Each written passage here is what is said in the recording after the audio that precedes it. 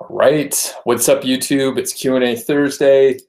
Doug Cunnington here from Niche Site Project, and I have Facebook over here, so people are probably going to be joining up shortly, I hope.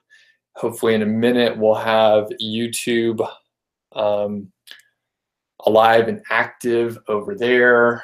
And of course, I need to make sure this thing is working. So I need to pull up the feed so I can see the chat. And it will have YouTube. And I think we're rolling, which is super cool. It's always good when this thing works. And I see Tahana. Awesome. By the way, do I pronounce your name correctly? Tahana, Tahana, is that right? I'm not sure. I've only seen it written. And Tihana asks, am I streaming a bit earlier now? Yes, I am doing 30 minutes earlier as a test. It's more convenient for me generally. So I found that sometimes these sessions were going like a little bit longer, and I wanted to go to the gym and or eat lunch. So yeah, I'm moving it 30 minutes earlier, and I may even experiment to go to a different time. So it's interesting because a lot of the people in like European, closer to GMT time zones tend to be able to attend these. And then a lot of people in the US can't unless they are working from home or have some like really flexible schedule. So if I shifted it to the evening in the US, well, that's kind of inconvenient for me, but more people in the US can attend. So Tihana. Okay, got it. That makes sense. And David from Tel Aviv. Very cool. Hey, David, do you know people that work at Amdocs? I used to work at Amdocs for a few years, and I see we have 3 people on Facebook. Today, Facebook folks, well, hopefully you can hear me. Today is Q&A Thursday. I'm going to try and make that a thing for Thursdays. Also, maybe I can get a better sign instead of just writing on these Post-it notes. So, okay, cool. So, overall, I have a few things going on today. So, interesting, right? I've been last week, some people may remember, last week I was waking up at like 4:30 every day, which was really cool. I got a lot of work done. I was kind of waking up around 5 anyway, because it gets bright pretty early around here in the summer. Long days, super long days. So I was getting up kind of early, and I thought, hey, why don't I just wake up a little bit earlier? I have a lot of work to do, a lot of writing. I do better writing in the morning, and I'm like less distracted in the morning. And I was pretty tired last week, to be honest with you. I was very tired last week. And I may have been drinking too much like coffee through the day, and then it sort of like impacted my sleep somehow, but I was just like really tired. So super weird thing, like I think Monday I slept in until like 5:45 and then I just woke up. But like the last 3 days, like Tuesday through Thursday, I woke up at like 4:30. I just woke up, I feel good, I'm not tired, and I basically just wake up and start working. So I've been up for a long time, like 6 hours. It's like 10:38 in the morning here. But yeah, I got a lot done so far. And I see Leo's on. What's up, Leo? It looks like we have a smaller crew, at least so far today, although I guess we just got started. So David in Tel Aviv says, yeah, you think you do know people at Amdocs. I never did go to that. Actually, I don't know how to pronounce that city, but I knew people that worked there, and I guess worked on teams with people in that office and other offices in Israel. So yeah, and I knew like a lot of people that I worked with were from that area, just in general, like around that city, that is. So anyway, yeah, it was a good company overall. So today's Q&A, I think people did mention they had questions yesterday. In fact, yesterday there were so many questions. I thought it was going to be like a 20, 30-minute session. It was like an hour. So I figured, hey, today we'll just do that kind of stuff. Okay, so here we go. JP, first question here. Comment love. So JP asks, in one of my articles, I mention I use it as it leaves a link where you comment, which is sometimes do follow. Well, comment love appears to be dead. Last updated over a year ago. Any alternatives to this approach? Not that I'm aware of, no. As far as getting that like do follow link, however, the last like big guest posting campaign that I didn't look for comment love blogs. I just looked for blogs that were active, right? So I just looked for blogs that were active because my real goal was to get a guest post. It wasn't to get a do follow link and a comment. It was to connect with the blogger and then like build a relationship with them over a series of points where you connect with them. Basically, you do the blog comments and then you do some email correspondence and you make friends with them overall. And the other part is, have you tried it, JP? Have you done a blog commenting campaign and tried it out? And I see we have a few people on Facebook, and Facebook people, I know a lot of folks tend to bounce in and out, but this is Q&A Thursday if you could read those chicken scratches. So you could ask questions if you want, and you can leave comments. You can mention where you're from, like it. I think if you double tap on the screen, it likes it. I'm not 100% sure. Okay. David asked, have I put any thought into having a Patreon account for my YouTube videos? That's a question from David. No, I haven't specifically. That's something, I'm a little torn, right? So, and maybe I can get your feedback on this. So the thing is, basically, I sell the course, right? I sell the course. I don't even do much affiliate like marketing on Niche Site Project, where I, review products and encourage people to buy them. That's sort of like what Pat Flynn does, right? Like the majority, at least up until very recently, Pat Flynn from Smart Passive Income, his revenue is primarily from like affiliate purchases that his fans make, which is great. I mean, he's making something like 30 to 50K per month just from Bluehost, right? So that's only from Bluehost. And there's a bunch of other products that people buy.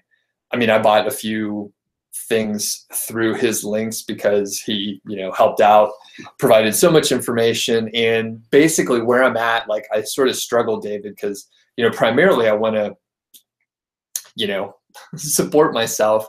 And a lot of the work I do is for a lot of the, especially the more advanced and interesting things that I'm sort of struggling with, is people that already have sites. They don't need my course, right?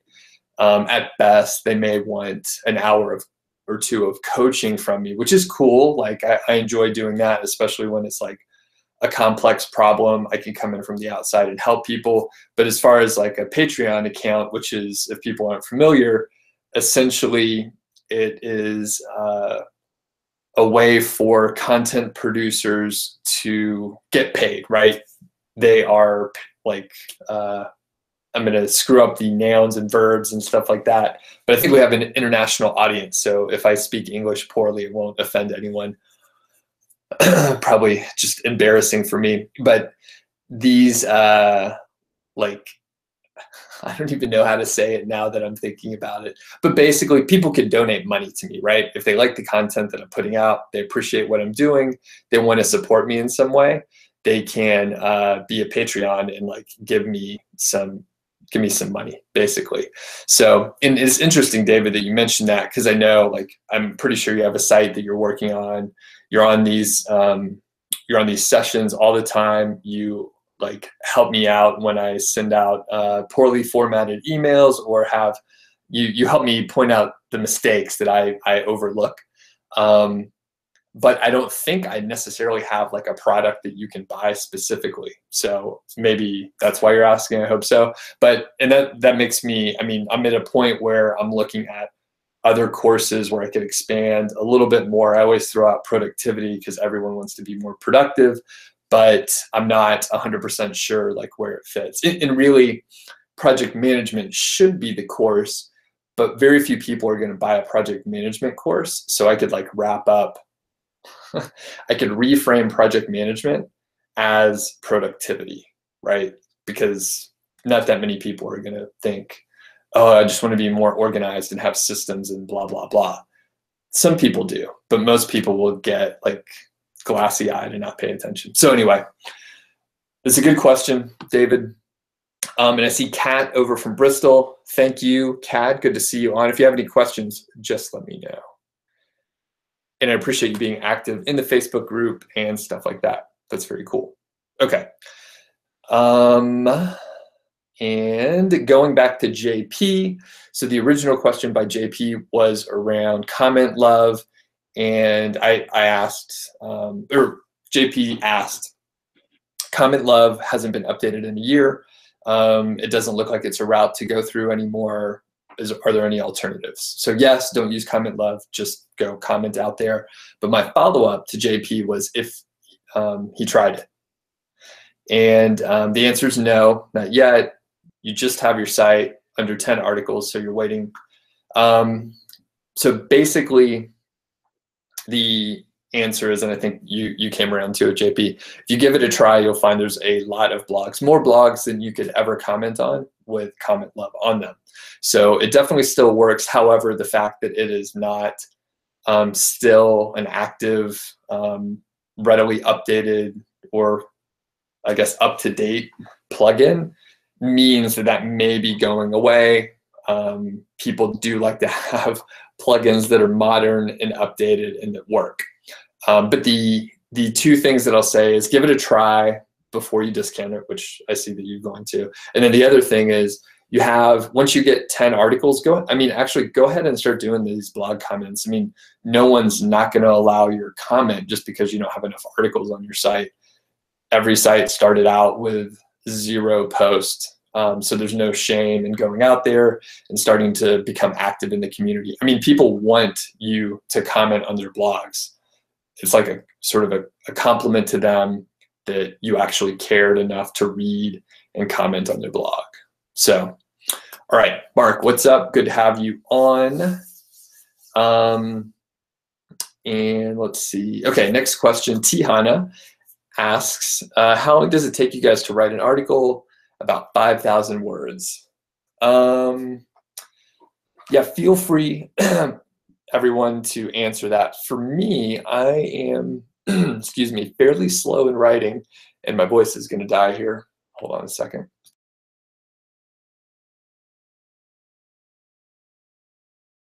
Okay, I think that's what happens if you drink coffee for like 6 hours. All right, so the other day, I wrote about 500 words in like 20 minutes. So if you expand that out,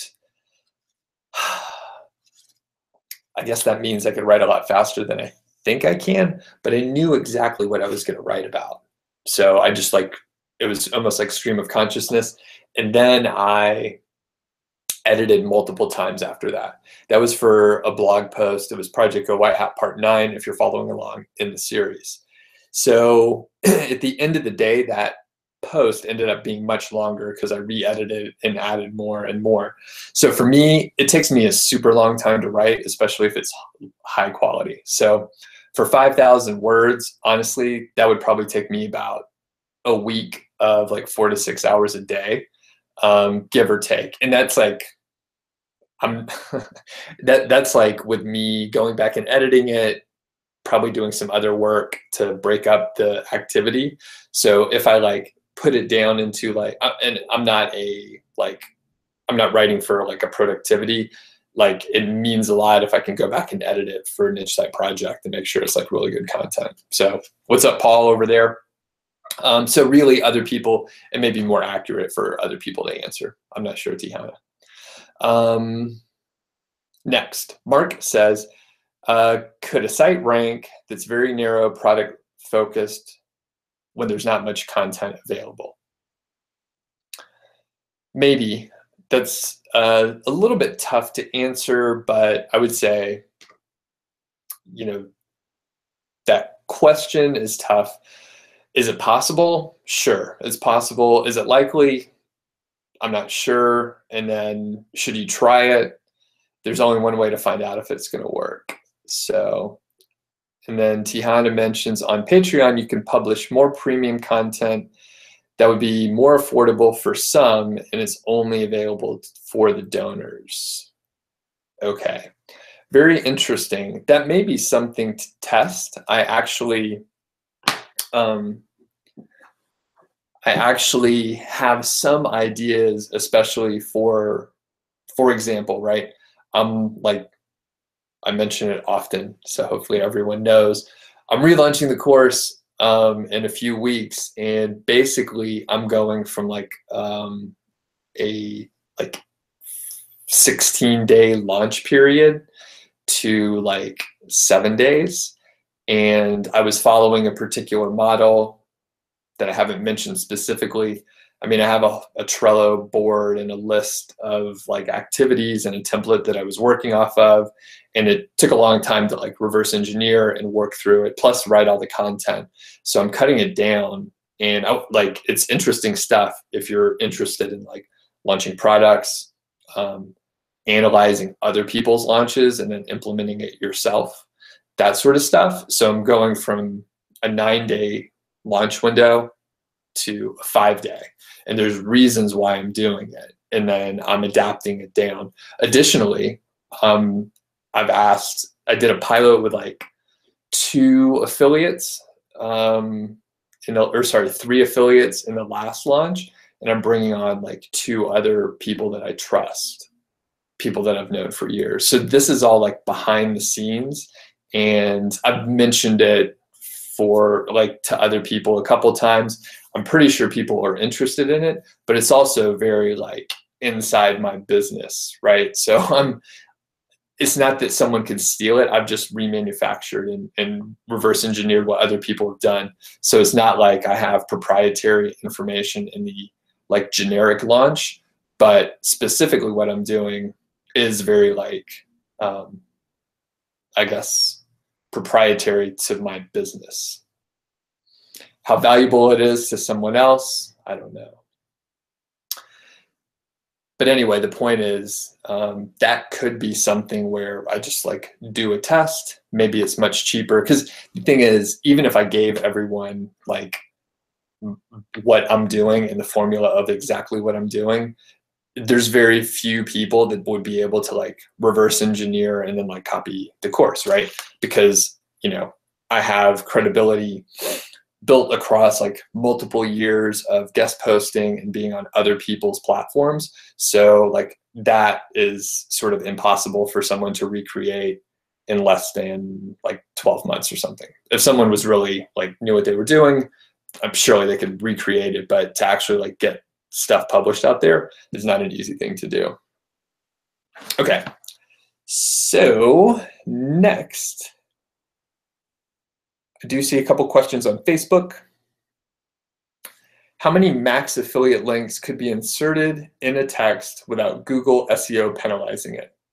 Paul, that's a good question. I don't know the answer because I've never put too many links in, but I would say just put like maybe 1 affiliate link per about 250 words or so. So if you have a 1,000-word article, that's 4 affiliate links. Can you put more? Yeah, you could put more, but I would I guess question your calls to action and how powerful they are. Because if you have a good call to action, you have the right people on your site, then you don't need to like put 30 in there, right? I mean, there's no real value in that. So, okay. And then Kat mentions, as far as content and writing, Kat mentions on the Facebook side that she wrote a buying guide that was 8,000 words, and it took 2 to 3 weeks with the research. So if you think about that, Tihana, it means that 5,000 words would take like a week and a half, something like that, maybe a little longer. Okay. And I see my man Mike is over on the Facebook side. That's cool. I think it's very late at night over there, Mike. And I see we have a couple more questions. Okay. David says, you're personally on the fence about Patreon. You just wanted to get my thoughts on it now that I'm YouTubing daily. Cool. And then JP also mentions that whatever I said about like blog commenting makes sense. You push on, there's so much to do. Yeah, there's a ton to do, but really there's a lot of like different things that you can do, but really you only need to do about like 3 or 4 things and do it like over and over and over again.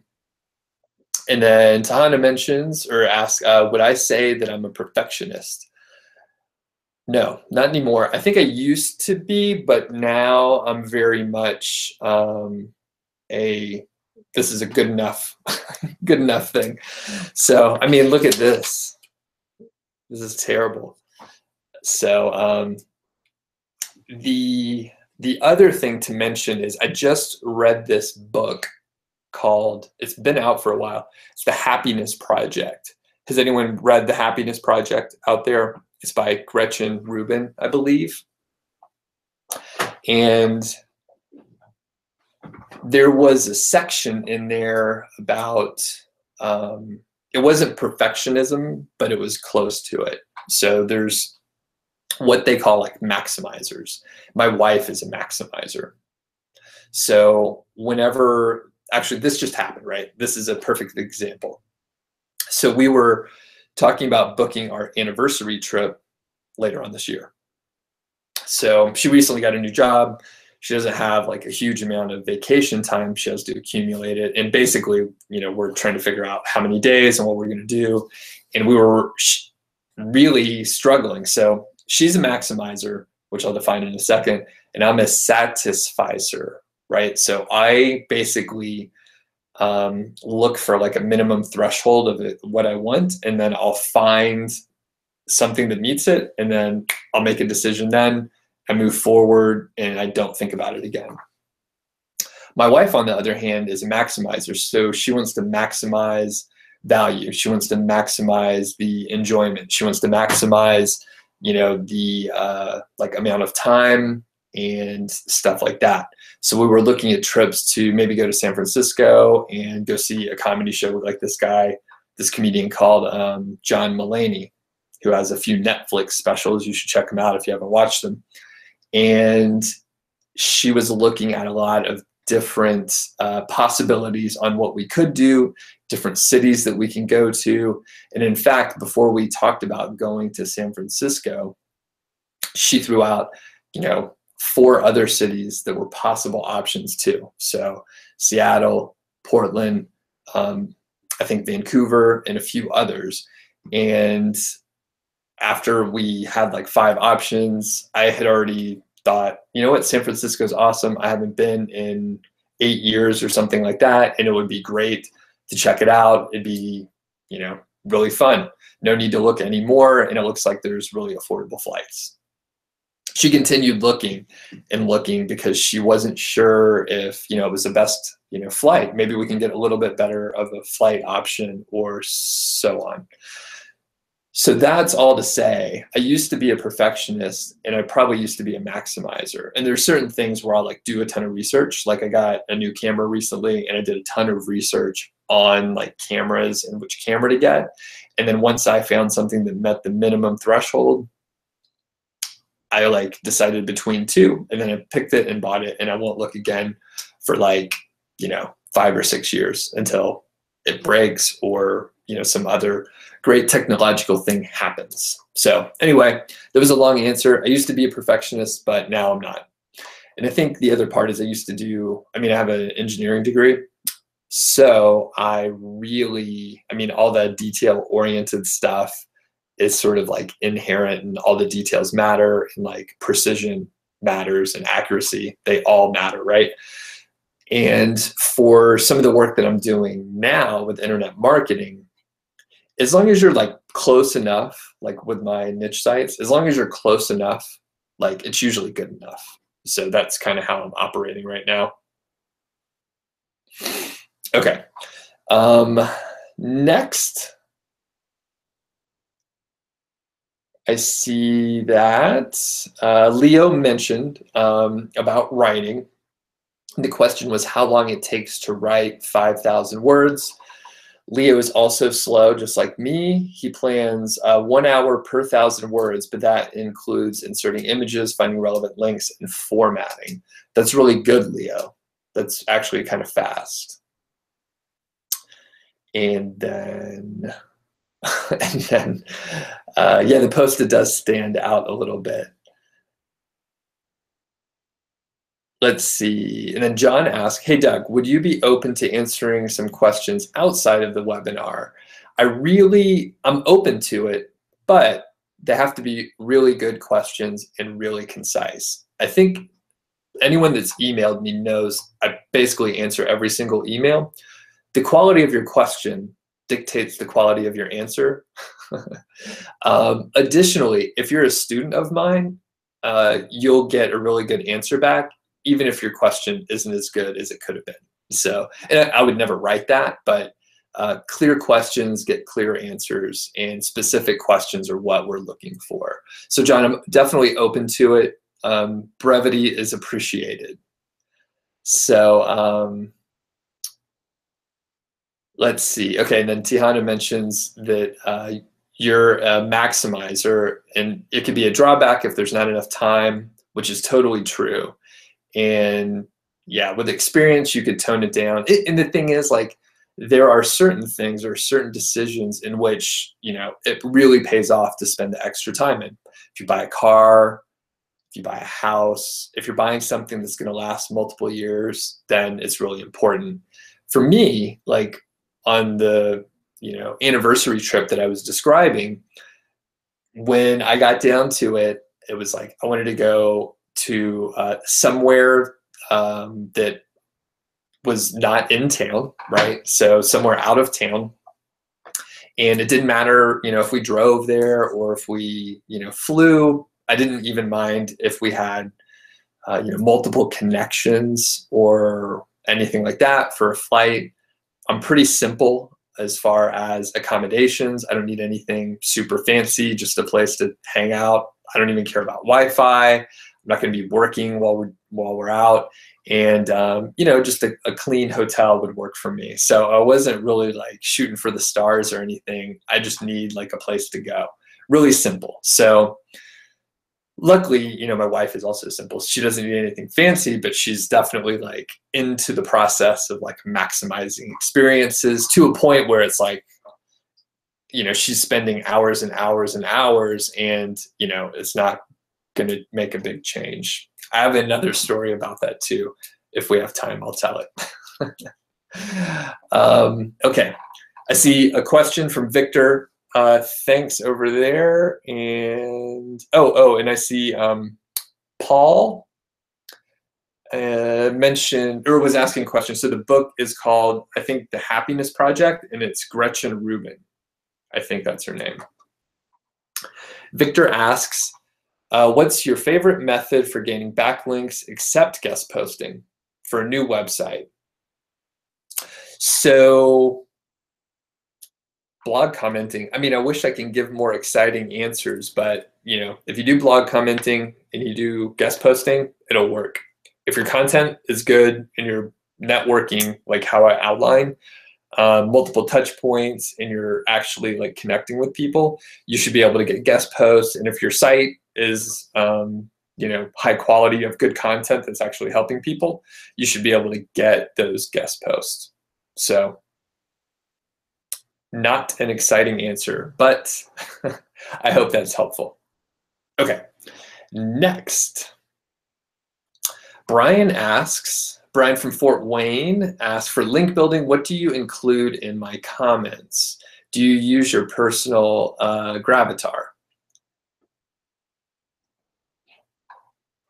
Yeah, so basically you just need to comment on the post, right? So an intelligent comment on the post will get you, it'll get approved, right? And then do I use my personal gravatar? Yeah. So, you can have a persona, right? And maybe that's what you were asking. Maybe I'm reading it wrong, but basically, yeah. So if you have a persona on your website, you would create, put a gravatar image. I use Gmail primarily, so you'd have like Gmail, a Gmail G Plus account with like the image on there too.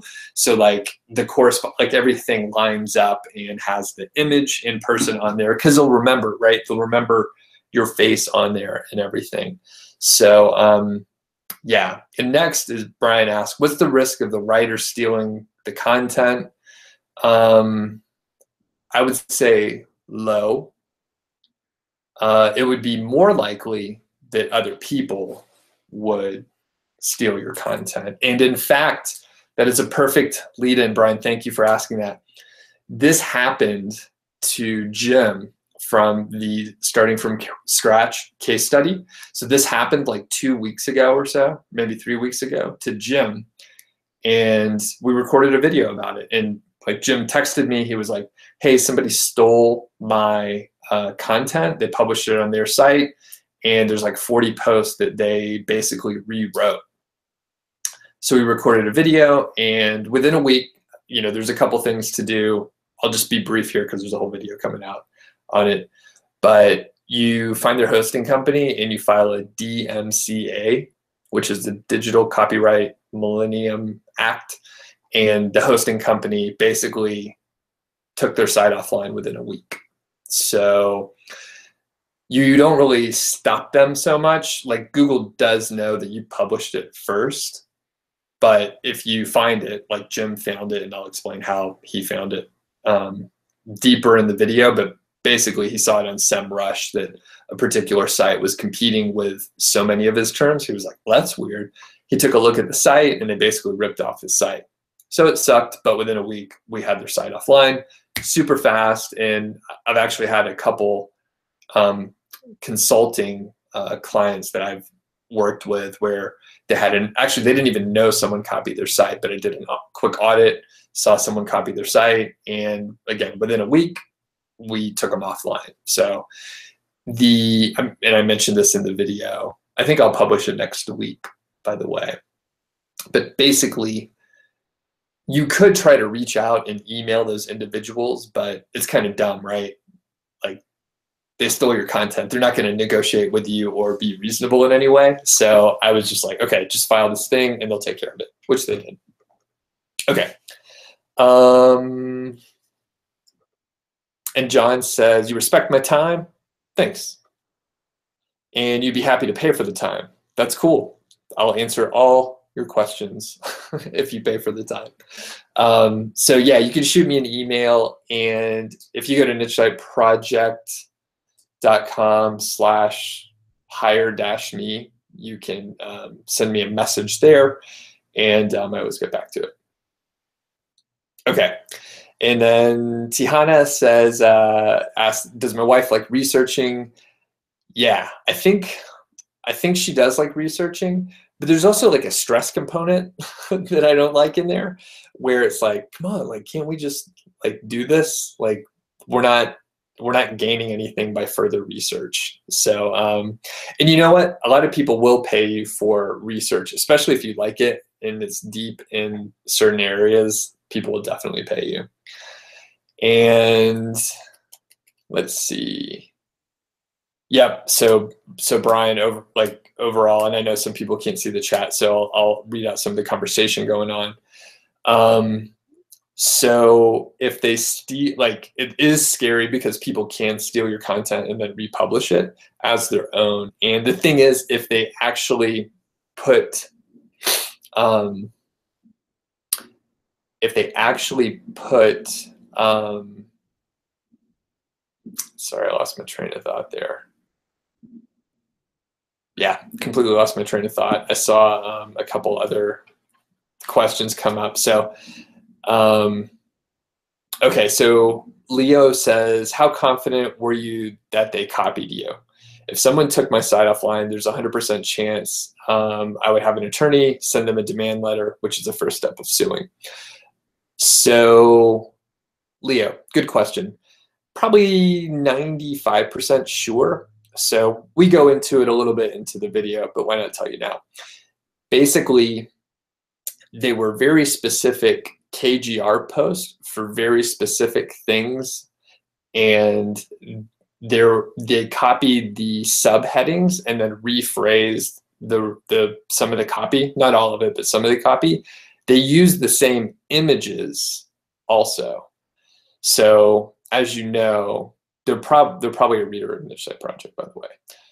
As you know, the KGR content is like really like not competitive. Like people don't publish much of that content, which is why it works. So the point is they basically like copied it and I think hired someone to rewrite it. So they used like so many of the like the articles were the same. They were formatted the same as well. So that was number one. Number two, the hosting company didn't, I skipped some steps, but basically the hosting company contacted or attempted to contact the owner of the site and they did not respond, right? So it was probably some people that like were putting up dozens and dozens of sites. They probably copied a lot of other sites, and the hosting company tried to resolve it. They tried to ask the people that infringed on the copyright to explain themselves. They didn't respond, so they took them offline. Yeah. Cool. All right, looks like it's winding down a tad, but yeah, Leo, you're 100% right. If that happened, it would definitely be like an issue, but they just didn't respond and didn't do anything. So any other questions on the Facebook side over here? Oh, cool. One more.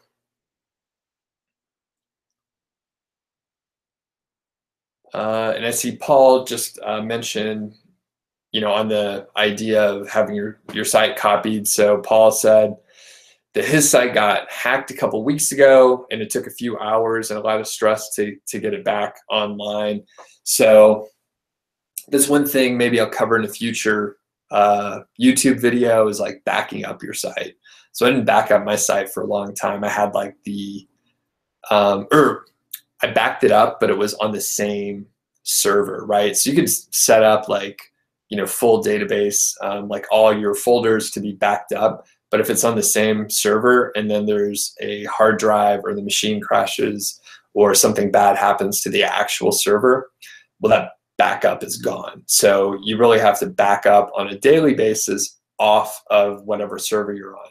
So I use Managed WP, and it's like a couple bucks a month per site, and they back it up on Dropbox. It's fully, I mean, it works really well. And Paul mentions that he has daily backups to Dropbox. So it works really well. And then, you know, you can restore and, you know, go back. Like if you update to the newest WordPress version and it for some reason crashes your site because a plugin isn't updated or something like that, you could always restore it and easily get it back.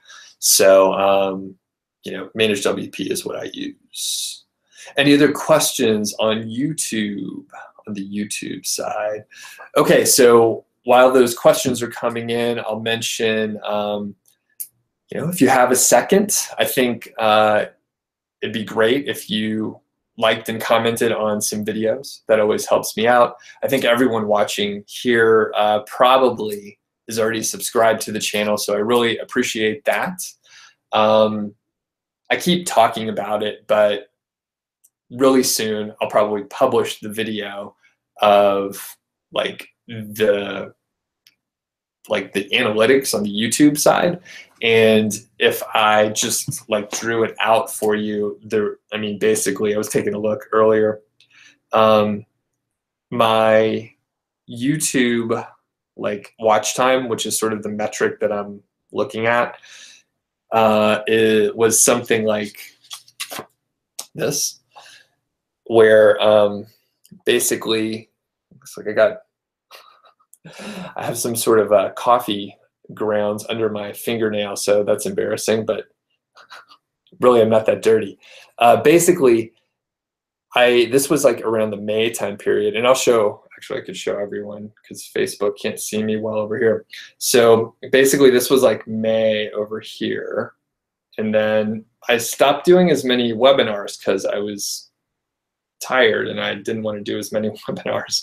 So my watch time on YouTube went down, which is sort of the metric that I watch. That's part of the reason I do such long videos, which I'll come back to in a second. And then when I started doing these daily live streams, like watch time went up because all you good people stay on here for a pretty long time. So even if it's not that many, like there's high engagement, people are chatting. There's more and more people watching on Facebook, which is super cool. And then this part right here where it starts going back down, that's when my account got banned for live streams. So we've made like great momentum, and it's really cool like when I extend the graph out, which I could actually do on the analytics when I share my screen and stuff. Like this sort of growth, like consistent growth, was kind of amazing because I had ups and downs, and you have spikes depending on if something's going well. But when my live stream went away, my watch time went down, and now it's starting to go back up just a tad. So hopefully I'll be able to, and actually I lost almost all the momentum like that I had. So hopefully I'll be able to recover it and, you know, double down. And actually, I mean, one of the big things I need to do is take advantage of the fact that I understand keyword research and make videos that can attract people that are not already subscribed. Like that's the big thing to do, right? So I need more people that don't know who I am to check me out. I mean, there's other people out there. There's this one guy, his channel is like the Deadbeat Super Affiliate, and I've watched a couple of videos. It's definitely a different market than me. He seems like a smart guy. A lot of the stuff that he's talking about is really sort of like, I feel like it may be dated, but he has a lot of subscribers and he gets thousands of views. And I feel like my content is a little more advanced and actually can work, but he's going after a different market than me. His product that he sells is like $27. I'm sure there's upsells on the back end, but it's like $27. And I actually just, you know, when I had products that were cheaper, the customers that I was dealing with didn't respect my time very much. I'll say it that way. So they didn't respect my time very much. But if you raise your prices, you get better people, good folks like Leo, for example, and other people like that. So, okay.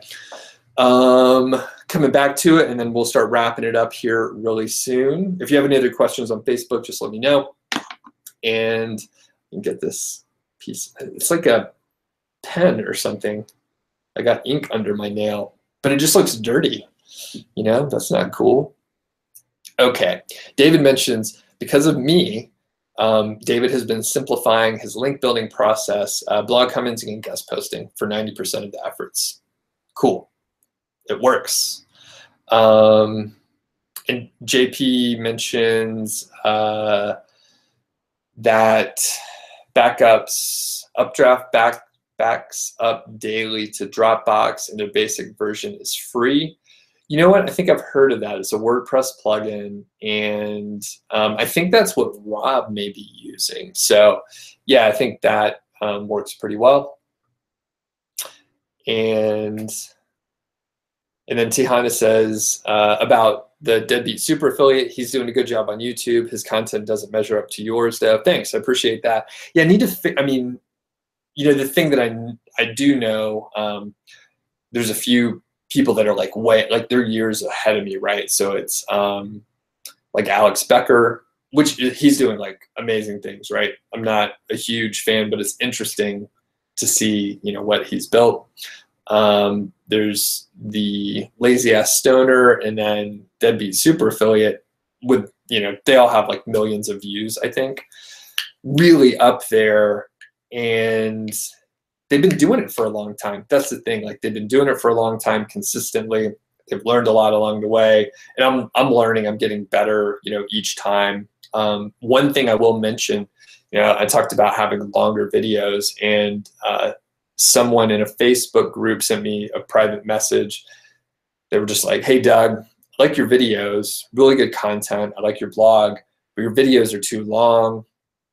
I'd like to watch something shorter. I usually don't watch anything over 10 or 20. I can't remember, but he was like, most of the videos are too long, so I don't watch those."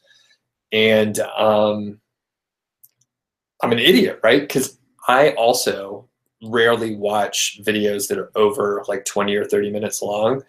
Occasionally, I'll watch something longer, but usually I'm at the gym and I'm on my phone and I can't like watch it at a faster speed. And to watch a talk like while I'm exercising can get a little boring. So to switch it up is good. The point is, I definitely want to like basically have the highlight reels of like the videos, right? So I do these super long videos that are like 20, 30 minutes long. Some of them are like an hour long. But what if I just had like the 3 best things out of that video and it was like 3 minutes long? Well, that's a lot more interesting. So anyway, I'm going to be looking into that. In fact, I'll give a shout out to Noah Kagan, his podcast. He hired an NPR producer, which is a radio show here in the US, a producer, to review his podcast. And basically, you know, one of the biggest things was edit everything down like way more than you think. And if you're not sure if you should put something in, take it out. You don't need it in there. So funny thing, actually, I've followed Noah Kagan for like years since I've heard of him. And it's funny because he's like abrasive in a certain way that I actually like. You know, sometimes I'm like, man, he sounds kind of, you know, he's a little aggressive, but I appreciate it. And I like, his is one of the I've watched a few of his keynote speeches that were like an hour long, and I like watched the whole thing. And I'm probably going to watch them again to like take notes on it. But an interesting thing is I emailed him today, and he emailed me back, which was cool. It was kind of a fun thing because I never corresponded with him. I never talked to him before, and yeah, he emailed me back in like less than an hour, so it's pretty cool. All right. Let's see the final couple questions that we see here, and then I'm going to go to the gym. Like I said, I'm going to try to keep these a little tighter so I can go to the gym. So, and then Tihana says you have some tips that you could email to me on YouTube, I guess. So that's awesome. Please do that. I have like a few of the things, but yeah, I need to do better. Yeah, David says if someone thinks the videos are too long, just speed it up. Yeah, that's what I say, but I definitely can appreciate like editing down. Like my writing has gotten better through more editing, and you know, just most people tell stories that are too long, and I pretty much do it in these live streams because it is unedited. But yeah, what if I took like the best parts of this and then it was just like 1 minute? That's probably way better. JP says, do I plan on making a monthly subscription plan to the course rather than paying in 1, 2, or 3 installments? Or maybe having like a lower price. I don't have any current plans for that. There is a monthly plan though. There is a monthly plan. You don't have to pay all at once. But I'll be honest with you, it's still an investment, and there's 2 reasons I have an expensive, well, there's more than one, or more than the 2, but 2 main reasons from your perspective why I have a more expensive course. One, like I mentioned, I have higher quality students that are, they respect my time more, which is really important to me. And then the people that invest a lot are really serious and they actually take action. It's kind of frustrating because I used to have I think I had a $7 thing, a $27 thing, and then a $100 thing, all sort of teaching around niche site stuff. And people didn't really take action. They would read the information and they would think, oh, I know how to do that already. I read that somewhere else. This isn't that valuable. Maybe they'd ask for a refund or something. They'd be disappointed because they think they already know the information. But it turns out, like, knowing the information is not really that valuable. Like, ideas are easy. Like, everyone has a great idea. It's really hard to implement this stuff and like do it day in and day out. The people that invest the money, like, they get a lot out of it. In fact, I'll mention, I was able to speak to someone yesterday who enrolled in April. They were in an inner circle session and they were able to chat with me.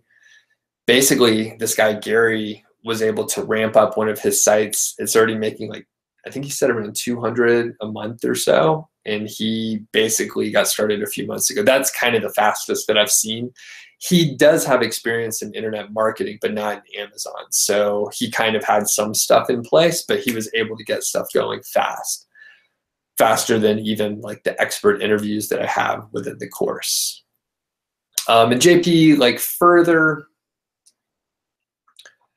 around like the lower price access point or a mastermind group or whatever, I'm not sure I'm super interested in that. I see one of my competitors, Tung Tran over at Cloud Living, former student of mine, by the way. He is shifting over, like, I think as of like this week or something, he's shifting over to like a monthly plan or something like that. It's kind of like the trend. I think Spencer over at Niche Pursuits is doing that too. Monthly plan, cheaper rate, blah, blah, blah. So if you are looking for stuff like that, there's definitely other people to do it. But I'm pretty sure people buy because, you know, they like Spencer or they like Tung or they like me. Like, it's, I mean, it's a commodity, like, it's not a commodity, sorry. The number of courses that are out, like, you're attracted to a certain person or another. So anyway, I'll leave it at that. And then David, you said you met Noah last week in Tel Aviv. Really? Yeah, I saw like some emails that he was out in Israel. That's cool. Like, what'd you do? Send me an email. That's interesting. All right. And then Tana says, yeah, people are busy, too much info online. Yeah, there's like way too much info. Information's super like easy. So, you know, and a lot of, I mean, there are some, I'm certain there are some nuggets within the course that like you don't know, or some aspect or whatever, but basically, you know, information's super easy, ideas are easy, implementation's hard. All right, last question, which is on Facebook, and then we'll call it a day. Paul asks, how many Amazon niche websites have you launched in all since I started in internet marketing? I'm on my first.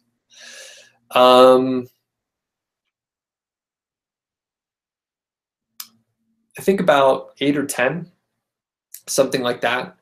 And about, oh, you know what, it may be more like 10 or 12. And about 8 of them were like penalized at some point in time and are gone. So there's only a few left. And Paul mentions you're on your first one. My advice is to focus on that first one really hard. Learn your process, learn like what the skills that you need, and don't start a new one until later. In fact, if you did it right, you can expand that first site into a full-time income. So I would focus on that.